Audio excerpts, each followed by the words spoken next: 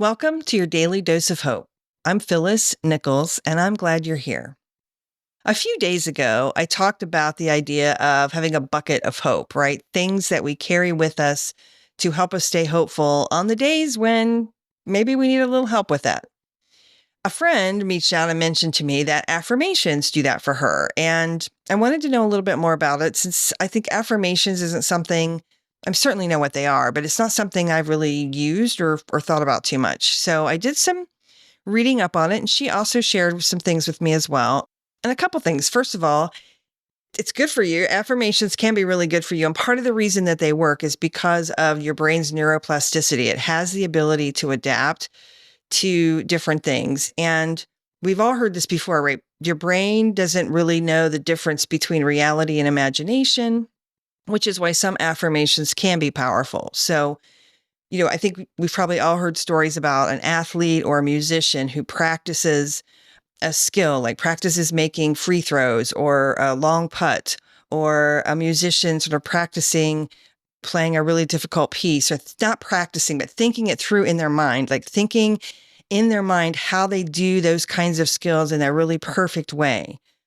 And, when they do that, when they're thinking that through in their brain, it activates many of the same areas of the brain that experiencing or doing them in real life, right, would do. So kind of like, I don't know if tricking your brain is probably not the right way to say it, but the repetition kind of makes your brain feel like this is right. And there's a lot of evidence for this.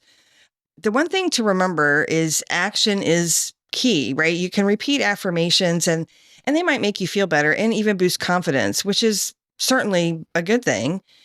But if you find yourself in a stressful situation, my friend gave me this example. She's like, if you're like in traffic or somebody at work's being really difficult and you can feel yourself getting really anxious, you can feel yourself getting anxious or maybe angry, frustrated, she says that's when she kind of reminds herself to stay calm. And she'll say something to her like, I can be calm even when things are difficult, or I can stay calm even when other people are angry, or I can stay calm in a traffic jam, like really specific things, and it helps her just refocus, first of all, and take control of the situation. And also kind of lets her brain know, like, there's no danger. There's no need to be upset. Like, I can make rational decisions about what I want to do next.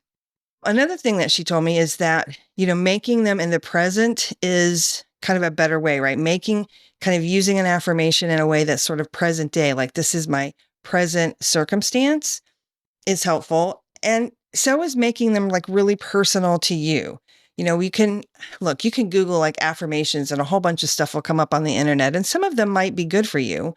But if you really create an affirmation that's kind of tailored to your goals and aligned with who you are, what you believe, that's going to help a lot better than, trying to think like over and over, I'm a millionaire or something like that, right? Because if you're not going to believe it really, like your brain really isn't either.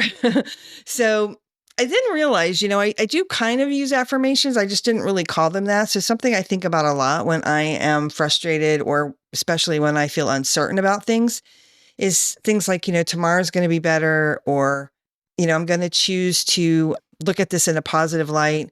I'm going to choose that this person has good positive intent, things like that. So I hope that this might help you a little bit if you find yourself in stressful situations where you can just give yourself a chance to take a break, to take a breather, so to speak.